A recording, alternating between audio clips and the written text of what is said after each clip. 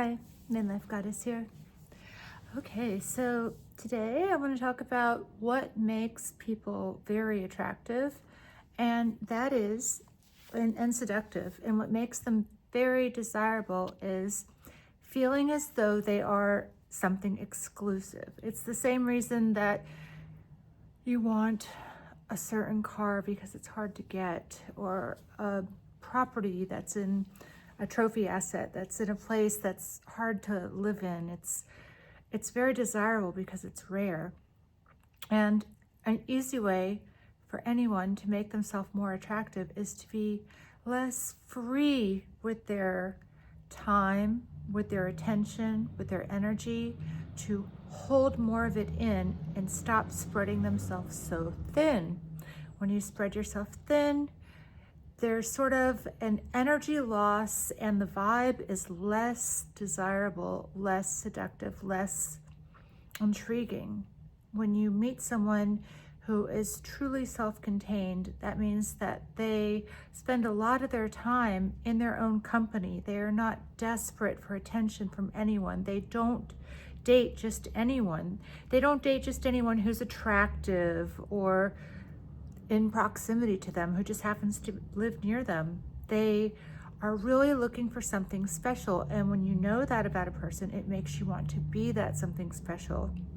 If you feel that they spread themselves too thin, if they date too many people, you're naturally not going to be attracted to them because you think they're sort of like something on the sale rack. You know what I mean? It's on sale. It's not desirable. It's not interesting anymore. It's not intriguing. Today I was listening to Sadia Psychology. She is this beautiful bombshell. I would call her a siren of a woman. And she's also a psychologist and a dating coach. And she tells it like it is. You should definitely check her out. But her point she was making today about what makes a man high value. People get very triggered by high value, that term, because they think it means having a lot of money. And that's not actually what it means. It means that it is a person, she wrapped it up so well. She said, it is a person with extreme self-control. And I would say that it goes for men or women. A person with extreme self-control is a person who is not attracted to just anyone who's attracted to them. They don't have to grab every opportunity. They're not accidentally getting people pregnant. They're not accidentally getting pregnant. These things aren't happening to them because they're in control. They have self-control.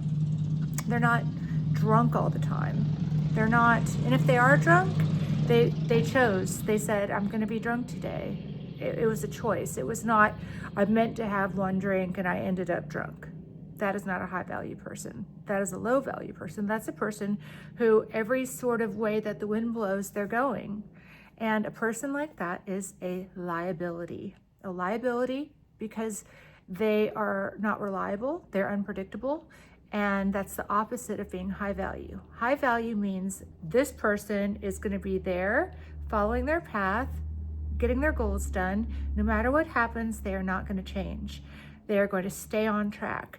If they say they're going to have one beer, they're actually going to have one beer. If they say they're going to be home at a certain time, they'll actually be there. If they say they're going to exercise every day, they're actually going to do it. If they say they're going to finish this class by this time, it's done. There is no maybe about, they're not trying to, there's not plans. They're not going to end up with, just any person who throws themselves at them. So they're very much more loyal because they have an inner self-confidence, which makes them know what their value is. And they also are living in a place in the world where they're surrounded by opportunities, and they know that there are always more, will always be more. So they don't have to scrounge after any little thing that comes their way. That makes them high value. And high value, it isn't about money. It's not about money at all. Although I do think that people who have extreme self-control do end up with money, because the only way to really get any money is to delay gratification, unless you just really, really, really love your job, which I think a lot of people are lucky enough to find a job that they do love. And so working is playing for them. And that's amazing when that happens. That's amazing. But for people who are just maybe like not in the job that they love, but they're in a job that's related to something that they love and something that they're good at. A lot of the time they're doing things that are delaying gratification. They're not going out and spending a bunch of money on something they can't afford. They're not pawning their car title, as I talked about in another video. They're not pawning their car title to go on a vacation.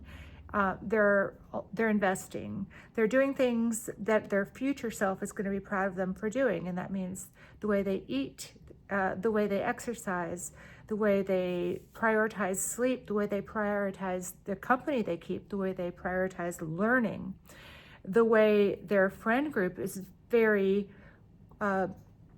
curated. And you'll notice that all of their friends are also high value people, also people with extreme self-control. It's extreme self-control. And we are born with this human mind that can be all over the place if we don't control it. It can be all over. And it's really incredible when you look at the people who are the absolute most successful, and I don't mean just money. I mean, they're living in the world that they wanted to live in. They have created their own environment. They're doing something that they at least enjoy. They paid their dues. They delayed gratification. They didn't go party every time they wanted to. They put their priorities in, they sort of set their direction as to, there's my goal and I'm going to end up there, and they did it. And then now we all think of them as high value. So it's really cool. It's really interesting. And it's something that it's enlightening, because any of us can become high value, and any of us can become even more high value by just choosing to increase our self-control. So we're not a liability to our person that we're dating, or our friends, or our family. We're not the one that has to be rescued. We're not the one that gets themselves in trouble. We're the one that can help someone else. It's really cool. So anyway, I hope this was enjoyable.